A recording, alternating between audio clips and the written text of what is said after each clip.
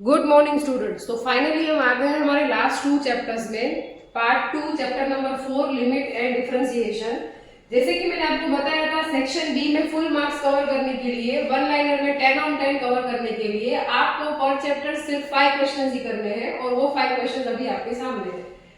So first we have x tends to a। अब यहाँ पे जो आप a देख रहे हैं उसकी जगह पे आपको 2 दे सकते हैं, 3 -1 कोई भी कांस्टेंट नंबर दे सकते हैं। तो सब में डेफिनेशन सेम होगा, सिर्फ आपको a को रिप्लेस करना है उस नंबर के साथ। If value of x brought very close, if value of x is brought very close to a by increasing or decreasing its value, then it is said that x tends to a। अगर x की value increase decrease करके आप a के नजदीक ला सकते हो तो आप ऐसा बोल सकते हैं x tends to a where x is not equal to a। Second, most time की डेफिनेशन है, इन दोनों में से एक डेफिनेशन आपको एग्जाम में आएगा। First is delta neighbourhood of A, second punctured delta neighbourhood of A. अब ये जो डेल्टा नेबरहुड ऑफ ए है उसमें और इसमें काफी सिमिलरिटी है, बहुत ज्यादा सिमिलरिटी है। आपको थोड़ा सा ही खाली चेंज करना है।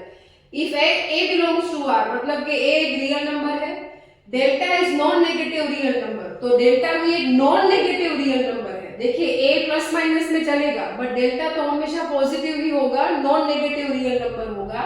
Then open interval a minus delta a plus delta is called delta neighbourhood of a। अब देखिए ये जो डेफिनेशन है उसमें थोड़ा सा चेंज करेंगे तो puncture delta neighbourhood of a का डेफिनेशन बन जाएगा। If a belongs to r and delta is non negative real number, then open interval a minus delta a plus delta minus cursive bracket of a is called punctured delta neighborhood of a, which is denoted like this। ये definition आएगा। चलिए next is interval.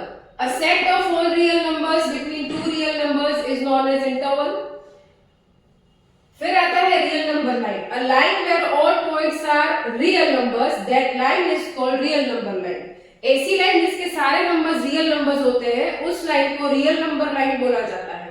Interval a set of all real numbers between two. ऐसे देखा जाए तो limit में overall 13 definition मैंने आपको वन शॉट थियरी में बताई थी, उसमें से सिर्फ आपको ये 5 करके जानी है। Next differentiation. डिफरेंशिएशन में 5 सवाल। सबसे पहला stationary point, most IMP question है बच्चों, नोट डाउन कर लीजिएगा।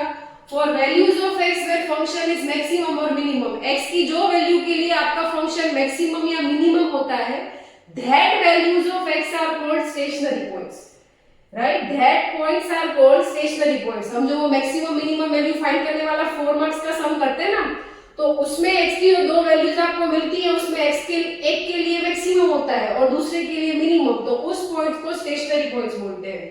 Next marginal expense, nominal change in expense due to nominal change in production.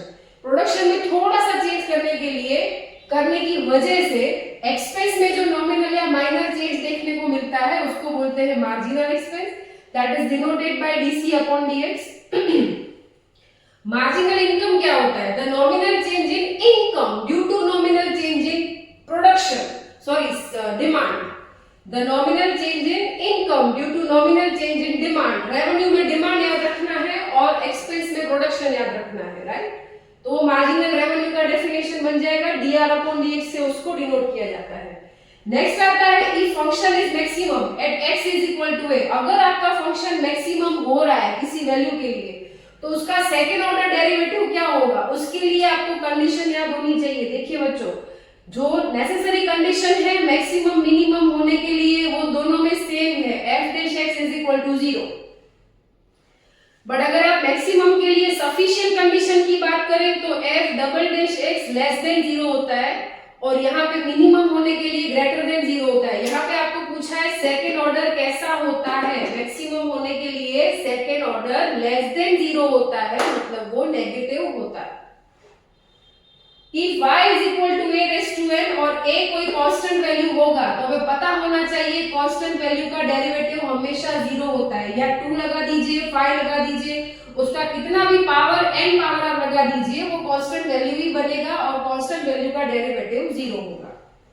Conditions for maximising the profit. Profit को मैक्सिमाइज करने के लिए लेस देन आता है और मिनिमाइज करने के लिए ग्रेटर देन, रिवर्स काम करता है।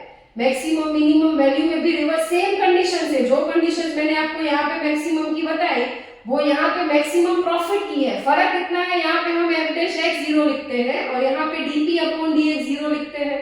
यहाँ पे f double dash x less than 0 लिखते हैं और यहाँ पे d square p upon dx square को 0 लिखा जाता है, लेस देन 0 लिखा जाता है।